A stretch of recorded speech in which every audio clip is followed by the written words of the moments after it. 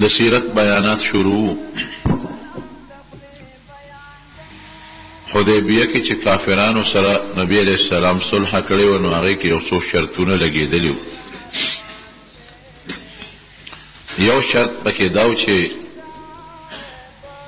موږ خو به یو بل سره جنگ جګړې بالکل نه کوو. جنگ بند شو د مسلمانانو او د مکې د کافرو. دویم شرط پکې دا ولګېد چې که د مسلمانانو کوم دوستان دي، اگر چې کافر ولی نه دي، او د کافرانو کوم دوستان دي، که دغه دوستان یو بل سره جګړه کوي، جنگ کوي، نو کوي به خو مونږ به میانځ کې نه راځو. مسلمانان به د خپلو دوستانو مدد له نه راځي، او کافر د مکې به د خپلو دوستانو مرستې له نه راځي.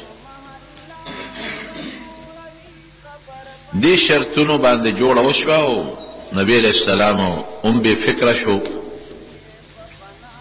او د مکې کافر هم بې فکره شو. کم دوستان چې د نبی علیہ السلام اگر چې هغه موږ ورته دوستان اصل کې دا حلفا ورته وایي، چې کوم د نبی علیہ السلام سره قسمونه کړي چې موږ به ستا مدد کوو، ته به زموږ مدد کوې، هغه بنو خزاعه هغې ته وایي، او د کافرو چې کوم ملګري هغې ته بنو بکر وایي. د دې دواړو یو بل سره دشمني د پخوا داسې چلېده. د دې صلح نه پس چې دا شرطونه ولګېدل، نو د کافرو د ملګرو د مسلمانانو په دې ملګرو حمله وکړه. نو که یو بل سره جنګ کوي، خو مسلمانان به خپلو ملګرو له مدد له نه راځي او کافر به خپلو له نه راځي، د مکې مشرکان. نو د مکې مشرکانو د خپلو ملګرو بنو بکر مرسته وکړه، او د مسلمانانو چې کوم ملګري وو هغوی یې ډېر زیات خراب کړل، ویې وهل، مالونه یې واغېشتل، مړې کړل. هغې ته لاړل، بیت الله کې پناه واغېشته، هغې په بیت الله کې هم پرې نه ښودل، او د مکې مشرکانو د شرط خلاف ورزي وکړه، د خپلو ملګرو مدد یې وکړه د مسلمانانو د ملګرو په مقابله کې. هغه چې کوم د مسلمانانو ملګري بنو خزاعه، هغې یو لویه جرګه بوتله مدینې منورې ته، او د پیغمبر علیه السلام په مخ کې ډېر فریاد وکړه، ویې ژړل، وی صاحب زمونږ د بنو بکر یو بل سره دشمني چلیږي، ستاسو جوړه کې خو موږ هم شامل شوي وو په حدیبیه کې، شرط لګولی شوی و. نو د مکې کافرو د خپلو ملګرو مرسته وکړه او زمونږ سړي مړم کړل، مالونه یې واغېستل، ډاکې یې وغورځوله، او ستاسو نه موږ مدد غواړو، د خدای دپاره موږ سره مدد وکړي. نبی علیہ السلام مبارک یو خط ولیږه د مکې مشرکانو ته، د ابو سفیان په نوم. لکه دا پینګار کوي بس دا وی ټیک. یو خط یې ولیږه د مکې مشرکانو ته د ابو سفیان په نوم، او هغې کې دا ولیکل چې ستاسو د حدیبیې د صلح د شرط مخالفت کړی دی، تاسو ولې د خپلو ملګرو مرسته کوله او زموږ ملګري م پرې ووهل او مړم کړل او مالونه م ترې واخېستل، ظلم کړی دی تاسو، شرط هم مات کړی دی، صلح هم ماته کړې ده. اوس درې خبرې دي. یوه خبره خو دا ده چې تاسو د دغه بنو بکر د مرستې نه لاس والی، چې موږ د خپلو ملګرو بنو خزاعه مرسته وکړو، د بنو بکر نه بدل والو، په موږ لازم دي. یا داسې وکړئ چې دا زموږ ملګري رضا کې دیت وله ورکړئ، پیسې ورکړئ. که داسې هم نه کوئ، نو د حدیبیې د صلح د ختمولو اعلان وکړئ. دا استاد چې څنګه لاړ مکې مکرمې ته، هغوی په زړه کې خو یو جوش پروت چې موږ خو موږ یو، او د حضور پاک دا پیغام یې ورته واوره چې نبی علیه السلام دا پیغام استولی دی، د دریو خبرو کې یې وخ وخه کوي. یا د بنو بکر د مرستې نه خواشه چې موږ د خپلو ملګرو مرسته وکړو بدل ترې ولوالو او کنی دوی رضا کې پیسې ورکړي دیت ورکړي او یا د حدیبیې صلح کې مې یو شرط مات کړی دی د هغې د صلح ختمولو اعلان وکړي چې بیا دشمني زړه په زړه شي بس هغې کې نوجوانان هغې وې ښه بس حدیبیه صلح نه صلح صحیح دا مو ختمه کړه بیا جنګ شو زړه په زړه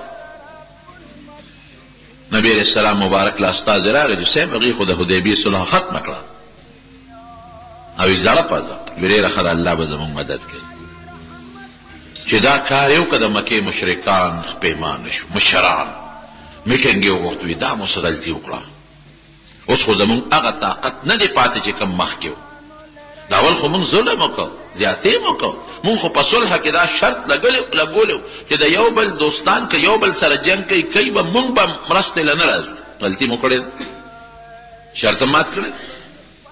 او بیا مو شرط ختم که صلح هم ختمه کړه اوس خو زموږ هغه طاقت نه دی پاتې اوس خو مسلمانان ډېر شوي دي زموږ د مکې نه ډېر لوی لوی خلک تللی دی خالد ابن ولید غوندې سړی تللی دی عمرو ابن العاص غوندې سړی تللی دی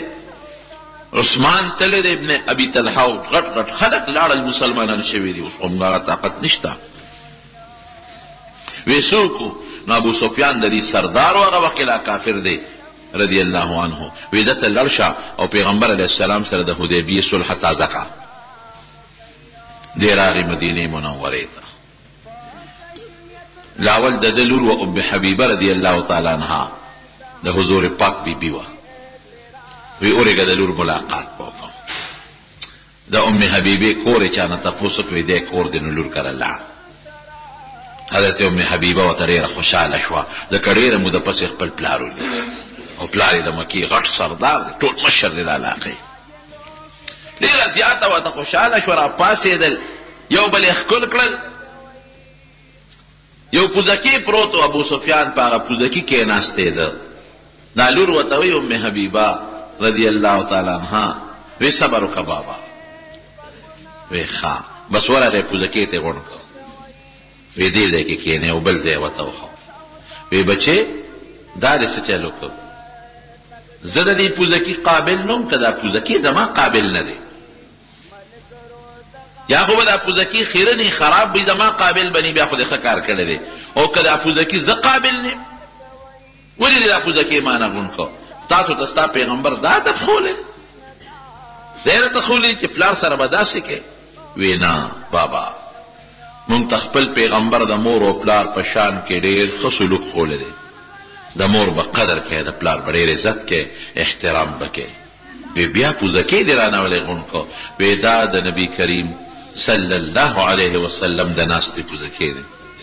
په دې ما سره ام المؤمنین وکنه د مسلمانانو مور ده حضور پاک بیبي ده وی په دې ما سره حضور پاک په دې پوزکې دلته کښېني نو ته د کاڼو عبادت کې کافرې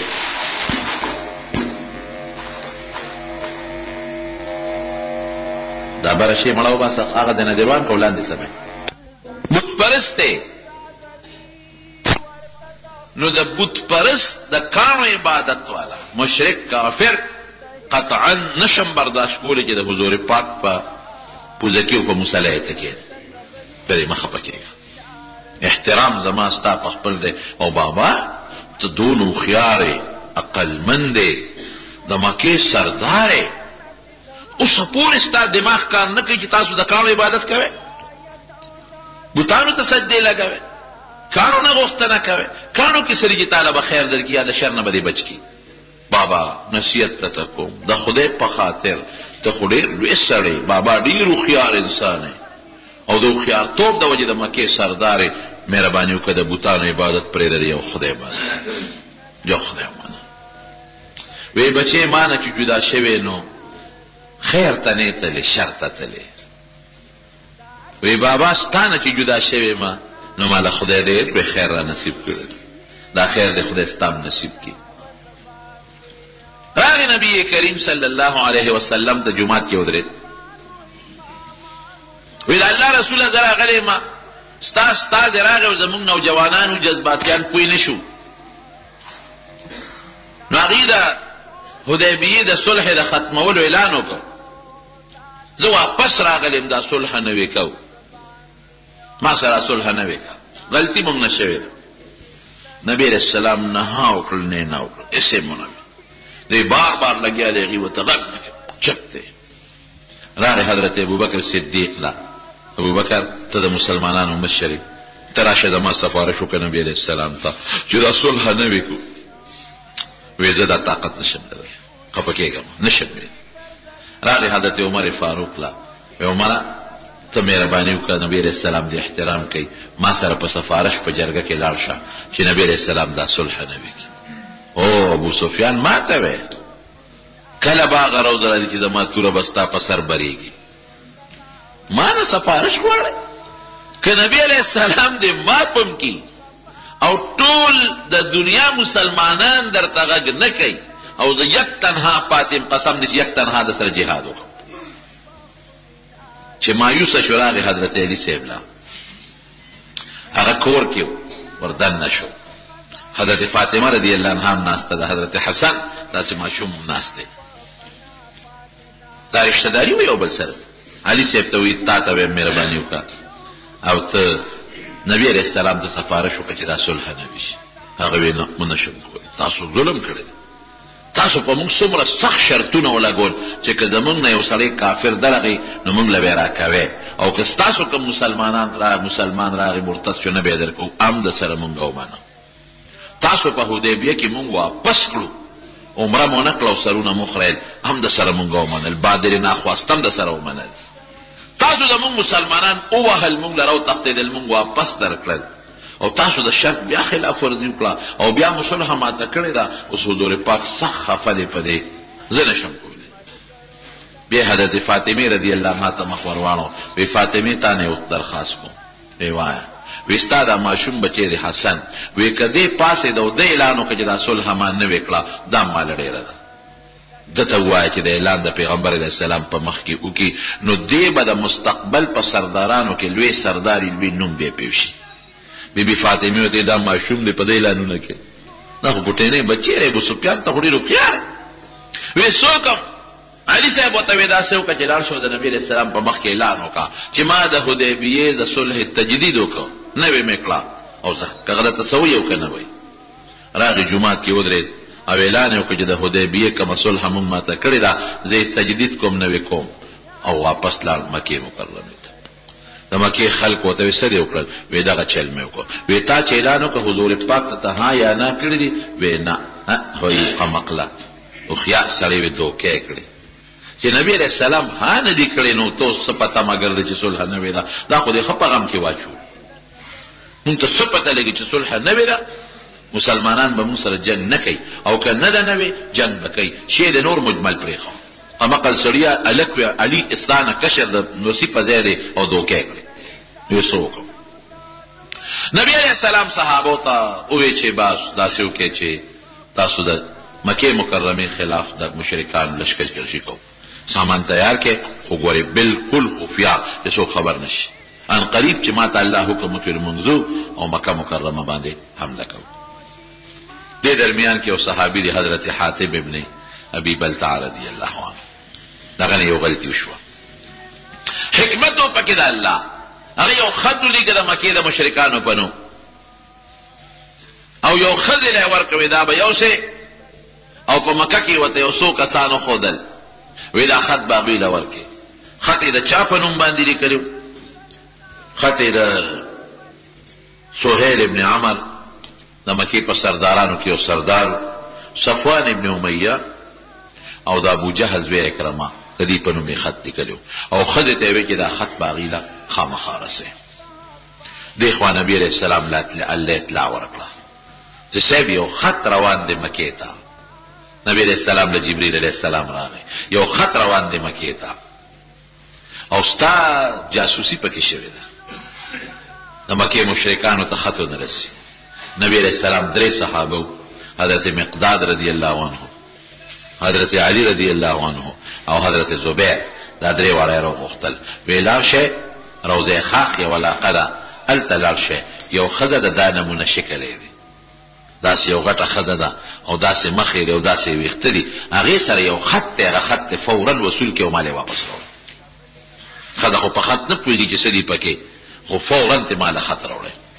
دا صحابه لاړل، بخاري شریف کې حدیث دی، اسونه ځغلوي هغه روضه خاک چې کوم دی ورته حضور پاک ښوولی هلته ورسېدل. او بقا شکل کې ښځه پیدا کړه،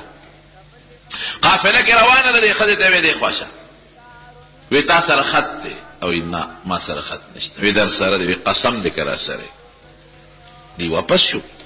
چې واپس شو بل ته وی هلکه وی دا هغه ښځه ده چې حضور پاک یاده کړې ده که نه ده؟ وی ښځه خو مغه ده. وی حضور پاک خو دروغ نه وی، دا دروغجنه ده، خط ورسره دی، راځئ دباوه ویې. بیا ور وګرځېدل، خورې یا ترورې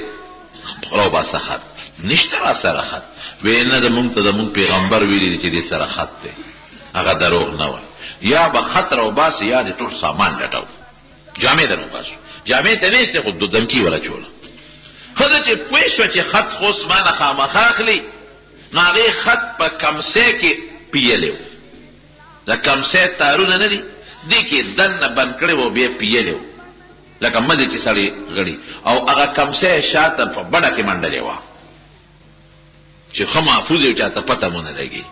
دغه دی نه څوک څه خبرې. بس چې پوه شوه چې اوس خو دا صحابه ما نه خط اخلي، نو بړې ته یې لاس کړی، کمسۍ ته یې راوویسته او کمسۍ اوس پړده او د هغې د ویښتو د میندې خط راوویسته. خط یې ورکړه دغه صحابه وله. هغوی خط نبي کریم صلی الله علیه وسلم ته راورسو. خط د چا د طرف نه؟ د حضرت حاتب ابن ابي بلتعه رضی الله عنه صحابي د طرف نه. فورا یې هغه راوغوښت دلته راشه کېنو. حاتب ما هذا، دا څه دي؟ تاسو ته معلوم چې خبره به پټه ساتئ، د جاسوسي کړې، خط نه کیته لېږي چې د مسلمان د طاقت نه دشمن خبر شو، خو دشمن به تیاري اوس کوي. دا خو لوی مصیبت دی. د جنگ حکمت عملي دا چې دشمن به نه خبره دا دې څه کړي. حضرت عمر فاروق رضی الله عنه صحابه مجلس کې ناست دي، سترګې سرې شوې، وی د الله رسوله ما ته حکم کوه د دې منافق نه اثر وه، یې خو زموږ رازونه فاش کوي. نبي علیه السلام ته کېنه په قرار ومه، لږ صبر وکړه، لاول به د خبرې معلومات کې داسې. اوس هم د حکم د شریعت دا دی که د چا متعلق څه شکایت راشي لاول تفتیش وکړه، معلومات وکړه. داسې نه چې معلومات دې نه کړي او په ناخبرتیا کې مسلمان ته ضرر ورسوي. بعضې وخت یو خبر په غلط فهمۍ کې راشي، غلطه خوره شي. نبي علیه السلام ته عمر لږ چپ وکړه. حضرت حاتب څه وایي؟ وایي د الله رسوله زما خبره واوره او تلوار مه کوه. که زما خبره غلطه وه زما سر حاضر دی چې څه دې خوښه یې وکړه، خو زما خبره واوره. وایي وایه خط دې لیکلی دی؟ وایي او صاحب ما لیکلی دی. خط زما ولې دې لیکو؟ وایي صاحب په مکه کې زما بچي دي، ښځه مې ده، مال مې ده، زه دلته مسلمان راغلی، بال بچ اهل و عیال رشته خاندان نه خو لکه اهل و عیال او مال دا زما په مکه کې دي. ویریدم چې که ته اوس په مکه حمله کې نو اسې نه د مکې کافر دماغه بچي مړه نه کړي، ښځه مړه نه کړي چې ښه مسلمانان په مونږ حمله کوي، حاتب هم پکې دی، نو دی دې په مونږ حمله کوي، یو بچي دې دلته مزې کوي او ښځه دې دلته یو مال دې دلته وي. ویریدم چې زما بچي راله مړه نه کړي، ښځه راله مړه نه کړي، مال لاله لوټ نه کړي. او صاحب تا سره چې څومره صحابه دي نو د هغوی که د چا ښځه بچي په مکه کې دي نو محفوظ دي، ځکه د هغوی قوم شته. زما په مکه کې قوم نشته، د باره راغلی سړی. ستا د صحابه قوم شته هلته، قریش دي، قوم یې دي، نو که د چا ښځه بچي هلته وي نو د هغه قوم د وجې ښځه بچي محفوظ دي، مال یې محفوظ دی، قوم یې شته. زما قوم نشته، د باره راغلی په مکه کې اوسېږم، نو زما یریږم چې زما بچي راله مړه نه کړي، ښځه مړه نه کړي، ځکه مې دا خط ولېږه. او صاحب ته خط وګوره، خط کې مې لیکلي څه دي؟ خط یې ناشنا خط لیکلی دی. وایي قسم مې دی د الله په ذاتي که دا خط ما په دې خیال لیکلي چې زه د اسلام نه مرتد یم، یا زما اسلام سره دشمني ده، یا مې تا سره دشمني ده، اهل اسلام سره دشمني ده، په دغه ښځه بچو ویرېدم نو دا خط مې ولېږه. مرتد نه یم، خارج د اسلام نه نه یم، اوس باقي ستا خوښه ده. حضرت عمر فاروق بیا جذباتو کې د سترګې سرې دي، وایي د الله رسوله پرېږده ماته دا سر، دا سر دی وه، دا غلطي ولې کړې ده؟ نبي علیه السلام څه فرمایي؟ الله اکبر. ای عمر تا ته پته نشته چې دا حاتب څوک دی؟ بې مروی دې سر وه. انه شهد بدرا، دا بدري صحابي دی، د بدر غزا کې شرکت کړی دی، او د بدریینو متعلق الله اعلان کړی دی لعل الله اطلع الى اهل بدر وقال اعملوا ما شئتم قد غفرت لكم. بدریینو متعلق الله اعلان کړی دی چې اے بدریینو چې سمو خوخی کوي ما بخلی هغوی چې څه کړي دي کم کردار یې کړی دی په مخ د ځمکه به مور راوړي داسې ونه کړي بې سرو سامانۍ کې وسله نشته او د کجورو په ډانګونو د زرو کافرو مقابله کړې ده جامې یې شلېدلې وې سپلی نه وې خپې بلې خپې تللي دي د مدینې نه مکې بدره پورې او د پلار مقابله یې کړې ده د رور یې کړې ده د زوی یې کړې ده د تربور یې کړې ده داسې نه ده پلار زوی سره مقابل زوی پلار سره خورایي ماما سره او ماما خورایي سره رور سره او تره رواره سره داسې مقابله دی خلکو کړې ده د بدریینو متعلق رب العالمین فیصله کړې ده بس اعملوا ما شئتم دا مطلب نه دی چې ګناه کوئ نو ستاسو خوښه ده کوئ دا یو انعام دی د الله د طرف یو اکرام دی د الله د طرف نه او زه به در یو مثال درکړم الله قرآن شریف کې فرمایي د بدریینو متعلق رب العالمین فرمایي د بدریینو متعلق چې اولئک كتب في قلوبهم الإيمان اولئك كتب في قلوبهم الله د دې زړه کې ایمان اچولې دی محکم دی او بل ځای کې الله فرمایي لقد رضي الله عنه ورضوا عنه الله دین خوشاله دوی نه الله خوشاله زړه کې ایمان پروت دی داسې مثال دی لکه صفا سپینه تیږه کاڼې په کاڼي که هر څومره کرښې راکاږي داسې کاڼې چې داغ پې نه جوړېږي په دې باندې چې هر څه دوی کوي ایمان دونه مضبوط دی چې په دې د ګناه داغ نه لګي او که معمولي دوړه پې پرېوته په دې کاڼي نو دا به معمولي کپړې سره پاک شي ایرو دوه قسمه مریضان دي دوه قسمه یو هغه بیمار دی چې هغه نزله او زکام دی دننه ټیک دی اینه ټیک تا زړه ټیک دی پړپوس ټیک دی ګردې ټیک دی او څه ورته ویل کېږي وینه ټیک ده دننه چې څومره نظام دی څومره اندامونه ټول ټیک ټاک دي لږ غوندې نزله ورته ولګېده زکام ولګېد د هغې نزلې زکام علاج څه دی دننه خو ټیک دی که نه لکه جوشانده وخوري بس خبره ختم یو ډسپرین ګولۍ واچي چې لږ غوندې دا پوزه نرمه شي او دا زکام دا نزله ختمه شي په اسانه به ختم شي پوټې نه یې غوندې لږه نزله راله یا پوټې غوندې په سر دړ راغی لږ غوندې دړ راغی دننه دماغ ټیک دي رسولی نشته په دماغو کې غوږونه ټیک دي پوزه ټیک ده لږ سرخوږي د پیالی چې مسکینه سرخوږي ورسره ختم شي دقه مثال د صحابو دی دننه مضبوط ایمان مضبوط اولئک کتب فی قلوبهم الایمان روحانی طور د دې زړه ټیک پاک صفا د دې پړپوس ټیک د دې ګردې ټیک د دوی ایمان کې چې دننه څه دي بالکل صفا پاک دي که معمولي غلطي راشي داسې مثال دی لکه معمولي سرخوږی او هغه په شنچۍ هم ختمېږي تورې کاوې سره هم ختمېږي یا معمولي زکام د جوشندې پوڼۍ سره هم ختمېږي نو دې نه که معمولي غلطي کېږي که نه پوټې نه غوندې غلطي نو الله تعالی فرمایي چې د دوی معمولي غلطي هم کراله نو ان الحسنات یذهبن السیئات مونځ یو که ختم شو ذکر و اذکار یو که هغه ګناه ختمه شوه اولئک یبدل الله سیئاتهم حسنات که غلطي وشو توبه وباسي الا من تاب وعمل عملا صالحا فاولئک یبدل الله سیئاتهم حسنات نو د دغه بدریینو صحابو مثال دا هغه چا دی چې دننه په وجود جوړي معمولي زکام یا سرخوږی راشي او په یو ډسپرین ګولۍ هم ختمېږي نو دې منځونه کوي روجې توبې وباسي هغې سره ګناه ختمېږي خبره خلاصه ده او د منافقینو د کافرو مثال څه دی فی قلوبهم مرض د هغې دننه زړه کینسر والې دی زړه والونه بند دي د هغې جګر اینس ښه د کینسر لګېدلی دی د هغې پړپوس ښه د کینسر لګېدلی دی د هغې ګردې خرابې دي کینسر لګېدلی دی فی قلوبهم مرض فزادهم الله مرضا هغه کینسر زیاتېږي ورځ پر ورځه هغه پړپوس نور هم څښا کېږي هغه ګردې نور هم څښا کېږي هغه اینه نور هم څښا کېږي هغه زړه والونه نه اپریشن ډاکټر وي نه کېږي دا نور هم څښا کېږي فزادهم الله مرضا دا هغوی داسې بیماري ده چې هغه ختمېدو والا ده په ډسپرین ګولۍ نه ختمېږي د دنیا دارو ورکې هغه نه ختمېږي هغې کې چای هم څکي او د دنیا ګولۍ هم خوري هغه نه ختمېږي نزله زکام نه چې په جوشنده به ختم شي نو د بدریینو د منافقینو دغه مثال حاطب منافق نه دی د هغه زړه پاک دی کتب فی قلوبهم الایمان لږ ایمان پروت دی لږ دې صبر کوه عمره. حاتمه ولې لیکلي دي؟ وایي صاحب په دې وجه مې کړي دي. خط وګوره، خط یې ناشنا لیکلی دی.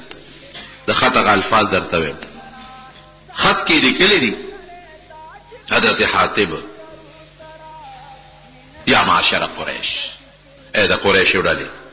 فإن رسول الله صلی الله علیه وسلم قد جاءکم، پیغمبر علیه السلام در روان دی، بجیش یو لښکر دی ورسره. نبی علیه السلام در روان دی، یو لښکر دی، کاللیل، دا شپه توری، داسې لښکر دی چې دا ټوله ځمکه توره کړې ده. لښکر د لرې دی نه دا سرونه تک توري، میدان تک تور ښیي، لکه شپه چې راشي یو ټوله خوره شي، دقه رنګې په دې ځمکه دا لښکر خور دی، ډېر لوی لښکر دی. یسیرو کالسیل، او داسې روان دی لکه د سیلاب په شان بیږي، په تیزۍ در روان دی. او سیلاب چې راشي خو دنیا غر کوي، پرېږدي نه مو غر کوي. فوالله لښکر ورسره ښه مضبوط دی لکه سیلاب په شان ډېر زیات. خو که لښکر ورسره نه دی پیغمبر سره، فوالله لو جاءکم وحده لنصر الله وانجز له وعده. که دې یوازې م درشي الله به مدد کوي. که دې یوازې م درشي الله به والا وعده پوره کوي. الله ورسره وعده کړی او الله به مدد کوي. دا خو د دنیا لښکر دی ورسره. فانظروا لانفسکم والسلام. اوس سوچ کوئ چې سم خوښئ. سلام علیکم.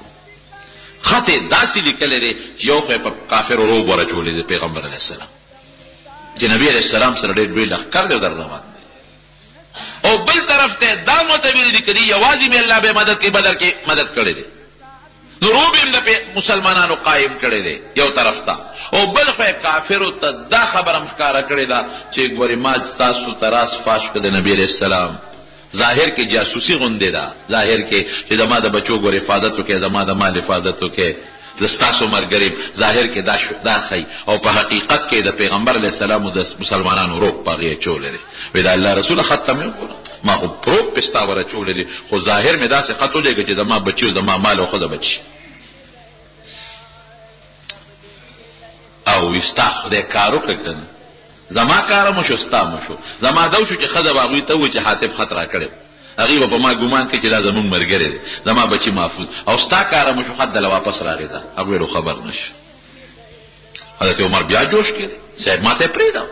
نبي علیه السلام وایي بس قد صدقکم، تاسو ته یې رښتیا ویلي دي. ولا تقولوا له الا خیرا، دته به د نن نه پس ګورئ سره څوک پیغور ونه کړي، څوک دا ونه وایي چې تا دا خط ولې لېږه، پیغور ورته ونه کړي. دا سوچه مسلمان دی حاتم، غږ به ورته نه کوي بدري دی. لیکن قرآن شریف کې رب العالمین آیت نازل کړ: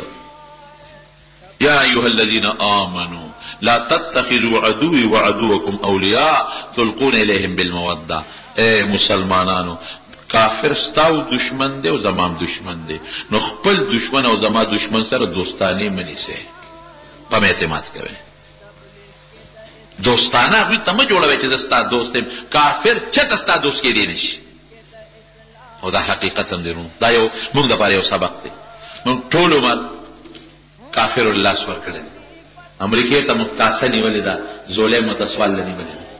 کچکول هم ورته سوال ته نیولې دی، برطانیې ته هم کچکول لاس سوال ته نیولې دی، فرانس ته موږ کچکول لاس ته نیولې دی. کافرو ته موږ سوال ته ناست چې زموږ مدد وکړه. وایي نبي علیه السلام و الله وایي چې لا تتخذوا عدوی وعدوکم اولیاء، دې سره دوستانې مه کوئ. ولا ترکنوا الى الذین ظلموا فتمسکم النار، کافرانو ته ځان مه مایل کوئ. ګورئ هلاک به هم کوم. هغه د امریکې د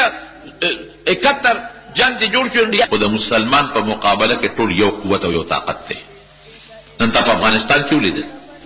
د ټولو مختلفو نظریې چې څومره کافران دي د نیټو په شکل کې د افغانستان د مسلمان خلاف لګیا سازشونه کوي او پراته دي ورته. ستا په ملک کې لګیا ستا خلاف سازشونه کوي، ستا په ملک کې ستا د ایټم بم خلاف سازشونه کوي، ستا په ملک کې ستا د قوم او ستا د پښتون او د وطن خلاف سازشونه کوي. کافر دوست کېدی نشي. زموږ حکمران طبقه ناپوهه دي، نه پوهېږي. قبله ولا خدای کعبه مقرر کړې ده او دوی مخ امریکې ته کړی دی. کعبې ته ولې مخ نه کوي؟ کعبه د الله نوم دی، الله ته مخ کې الله نه وغواړئ، هر څه به دله خدای درکوي. نو موږ خدای پرېښی دی، خپل طاقت مو پرېښی دی. مسلمان سره څه نشته، سره در د مسلمان سره دی، تیل د مسلمان سره دی، ایمانی قوت د مسلمان سره دی. ستا ټول دریاب نهر سویس، ستا ټول چې د یورپ دواړه حصې پې میلاویږي، دا ستا د مسلمانانو ملکونو په منځ کې دی. دا نهر دی بند کړه یورپ 2 دی خو بندی به څوک؟ مسلمان خو په خپلو عیاشو کې پروت دی. دی خو د سرو زرو تماچې ګرځوي. دی خو فوج کې لیبیا والا خپل فوج کې ښځې برتې کړې وې، خاص کمانډوز د قذافي ښځې وې،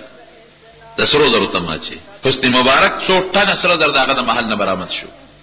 او ستا د مسلمانانو د عربو ممالکو په کیربونو ډالر نن د امریکې په بینکونو کې پراته دي. او ستا تیل مفتو کې فری هغوی استعمالوي. ستا د قطر او ستا د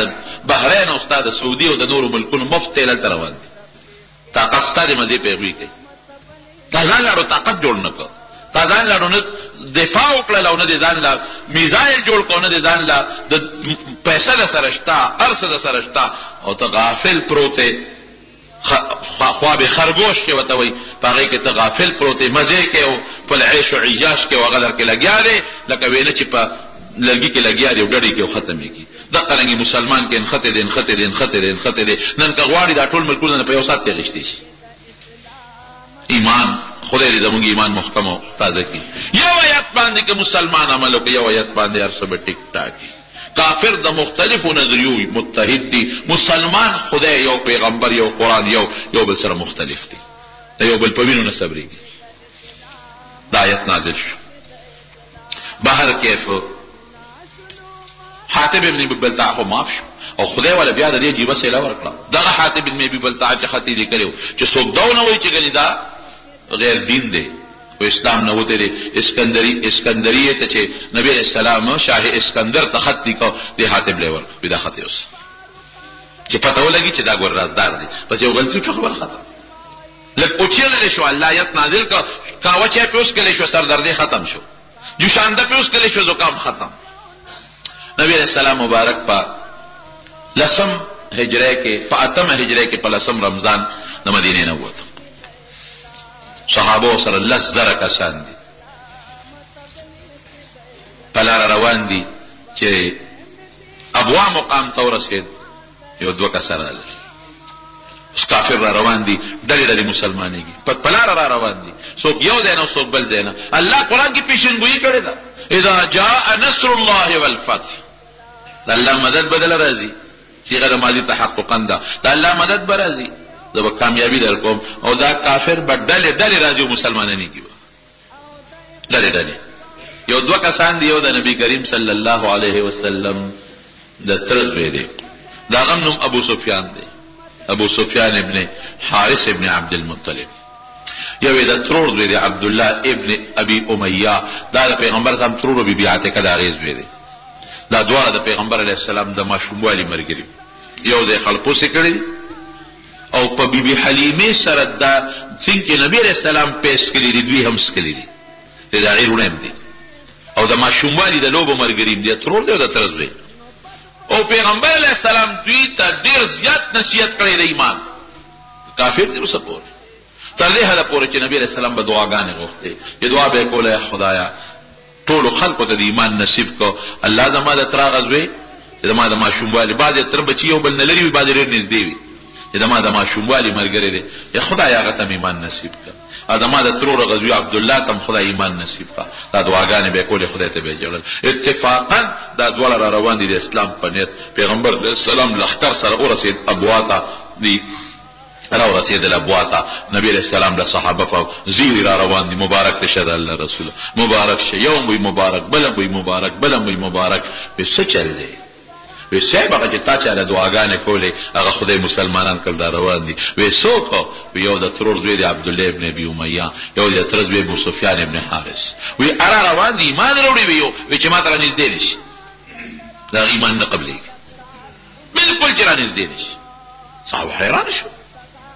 چې د الله رسول اوسه پورې دعاګانې. وی بس پورې نورې خبرې به نه، خو دا دواړه چې ما ته را نه شي بلکل، د ایمان بلکل نه قبلېږي. صحابه او سپارښتونه شروع کړل چې دا اوس نبي هم دې وخت کې غصه دی، په څه وجه خفه دی، او دا دواړه خو اوسه پورې ولا خدای ته جړل، او چې ایمان ته راځي اوس یې نه پرېږدي. سپارښتونه ما ته به نه کوې سپارښت. په دې سفر کې د نبی علیہ السلام سره حضرت ام سلمہ رضی الله تعالی عنها د مسلمانانو مور بیبي هم شامله ده. اراله نبی علیہ السلام ته وی د الله رسوله وی په پردو رحم کې په خپلونه کې پردي دې راوستل مسلمانان شو او د خپل راځي مسلمانېږي هغه نه پرېږدي د الله رسوله رحم پې وکړه. وی ام سلمې دې زما ډېره بېعزتي کړې ده او څنګه یې کړې ده؟ وی د ابو سفیان زما رتره زوی دی، زما د دوستانې ملګری، زما د ماشوموالي ملګری او دته ما ډېرې دعاګانې د دپاره کړې دي. نو د زما خلاف نظمونه جوړ کړل، شعرونه یې جوړ کړل او په مکه کې به یې ډمې ګډولې هغه شعرونه به وې او د ده شعرونه نن د دنیا په ګوټ ګوټ کې خواره دي چې د ما بدې پکې ویلي دي، ما ته پکې کنځلې کړې دي، ما ته پکې سپکې ویلي دي. نن د دنیا په ګوټ ګوټ کې ډمان ګډېږي او هغه نظمونه ما پسې وایي. ما ورته وویل چې ابو سفیان که بل چاته پته دي تا ته ګورې پته را چې د دروغجن یم رښتونی مسلمان یم.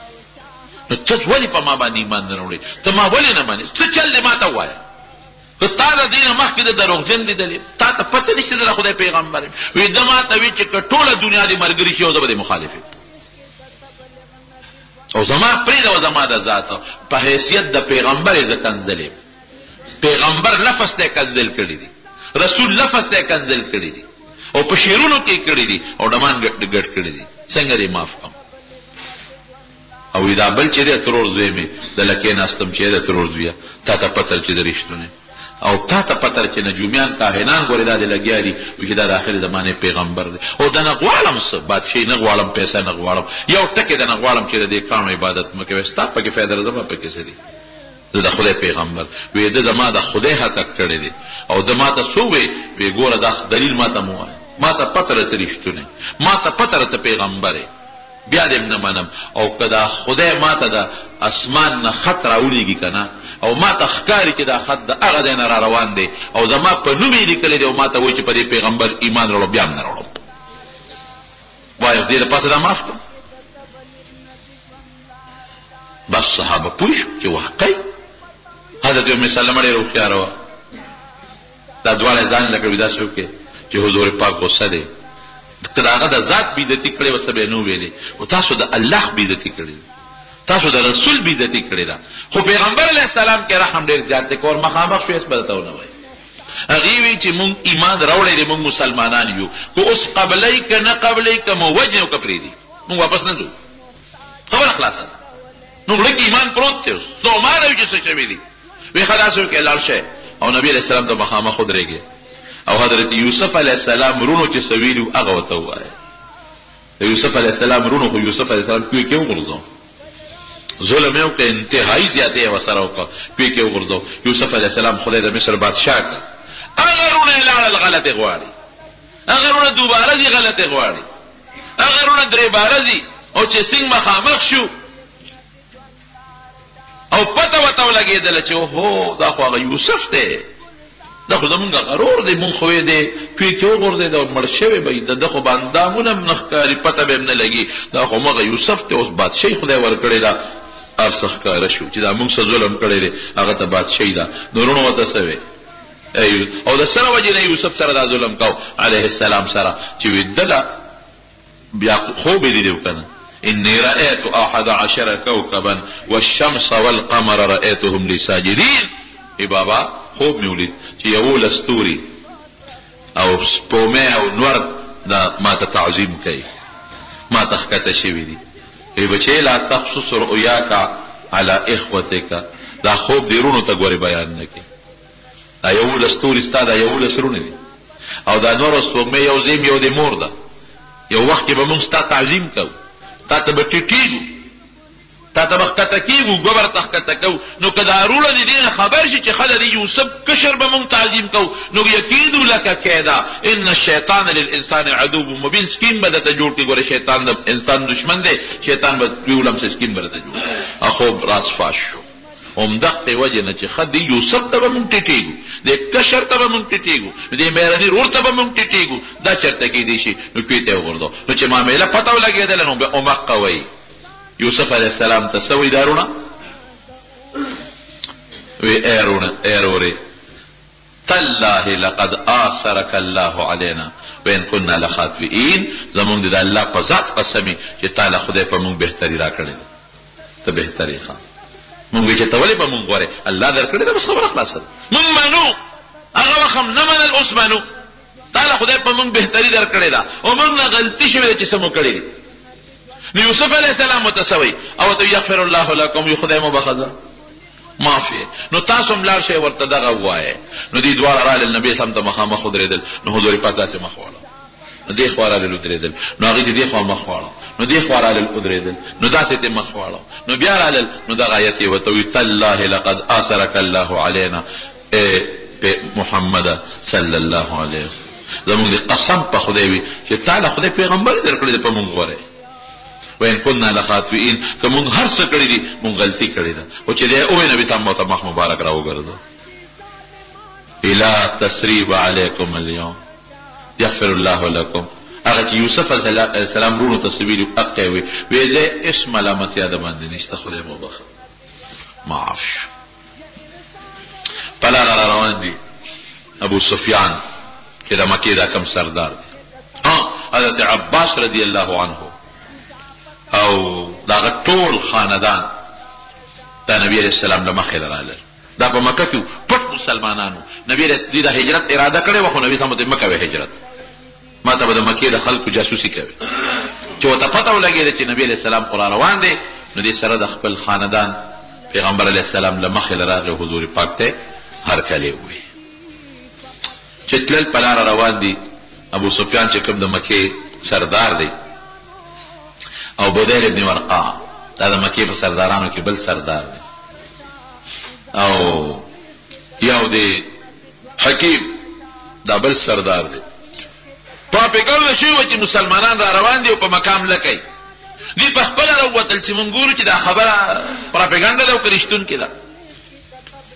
چې دوی په لاره ګرځي او تپوسونه هم کوي رالل یو ځای کې اور ولید چې لوګي ولیدل لوګي دې ملګري ته ویل که دا لوګي د څه دي دا خو داسې ښکاري لکه چې د عرفات میدان دی عرفات میدان کې به خلکو غوښې پخولې لوګي به اوهو وي دا خو یاره وي دا فلانکي قوم جوړ تنورونه اچولي دي نه نه وي دا هغه قوم نه دی هغه لږ دي دا خو ډېر لوی لوګي دي په دې سوچ کې دې ګرځي چې د پیغمبر علیه السلام څه څوکیدارانو هغې پې نظر شو چې هغې یې ولیدل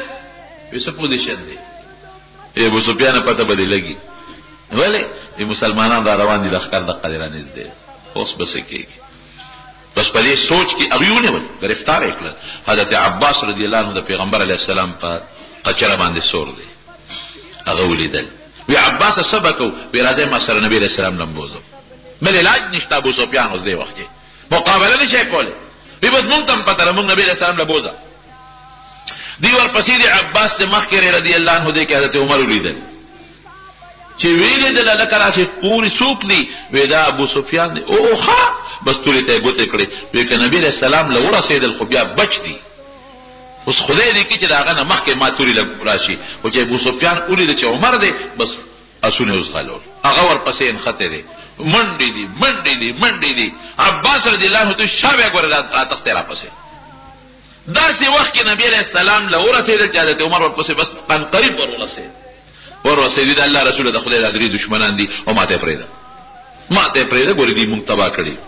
احد کې په خندق کې او فلانکي وخت کې او فلانکي وخت کې وی عمر په قلار کې نه بس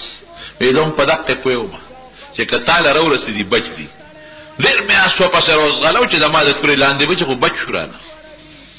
نبی اسلام ابو سفیان ته اسلام ورپېښ کړ ابو سفیان ته خو ډېر هوښیار دی اوسه پورې ستا سوچ نه دی راغلی ته په دې نه پوهېږې چې دا بوتان او دا کاڼي تاسو په خپل لاس جوړوئ سجدې ورته کوئ وی د الله رسوله دا خبره دې ټیک ده بلکل مونږ په دې کې په غلطه یو وی زه درته اسلام پېښ کوم مسلمان شه یاره وی ستا پیغمبری کې مې لا شک دی نشم مسلمانې دی امن راکړه وی امن مې درکړه هېڅ ته نه ویم حالانکې نو که بل څوک وی که نه وی به چې بوجۍ کې یې واچوي او چې سم خوښ یې ورسره وکړي ولې احد کې اویا صحابه کرام د دوی د لاسه شهیدان دي او دې په مخ په مخ نبي علیه السلام ته ابو سفیان رضی الله عنه ودرېد مخ په مخ او پیغور یې نبي علیه السلام نه ورکړل پیغور سخت پیغورونه یې والا ورکړل او ستاسو د مړو نه پو دې پرې کړي دي غوږونه وی دا اډر ما نه دی کړی خپل فوج ته خو ګورې خپم پې نه او چې هلته کې اعلان وکړه اعلو هبل هبل د دوی بوتو هبل زنده باد دا پیغمبر په مخ کې پیغورونه ورکړي دي او د ده بیبي حضرت هندې رضی الله تعالی عنها په احد کې د حضور پاک د تر سره څه نه دي کړي که بل څوک وی نو وی به چې ونیسئ او د قوم مشر کې یو ځل څوک مړ کړي ټول قوم منتشر کېږي مشر ولا په ګوتو ورغلی لیکن حضور پاک ورته څه وی ابو سفیان بالکل ما امن درکړ هېڅ به درته نه وی عباسه دې بوز خپله خیمه کې په شپه وکړه نصیحت ورته وکړه حضرت عباس ټوله شپه ورته نصیحت وکړه ابو سفیان ته مهرباني وکړه مسلمان شه یاره وی ټیک ته چې بوتان ما ته هم پته ده چې په دروغ غږي خو د نبي علیه السلام نوم یې واغه چې د اسلام د ده پیغمبری کې مې له زړه تردد کوي دا نشم منلی سار وخت دی را وخت نبی علیه السلام لا وی صاحب د ابو سفیان قدر وکړه عباس ورته وی دی د مکې سردار دی وی څه قدر یې وکړم وی څه قدر ولا وکړو وی ښه داره د قدر شو چې دی معاف دی او که د ده کور ته څوک دن نه شو ام معاف د ده حجرې ته څوک دن نه شو ام معاف ابو سفیان وی صاحب زما حجره خو وړه د ټول مکه خو پکې نه ځایږي وی څه غواړئ وی ښه ده چې چا ځان پسې دروازه بنده کړو جنګ نه کوي ام معاف ام په امن وی نه صاحب داسې هم نه کېږي وی ښه چې څوک جومات د بیت الله ته راغی غم معاف بس دی وی او بس وشوه خبره ځکه نو اوس خو مسلمان شه نو ابو سفیان وی هغه وخت مې ایمان راوړه خو د نازړه نه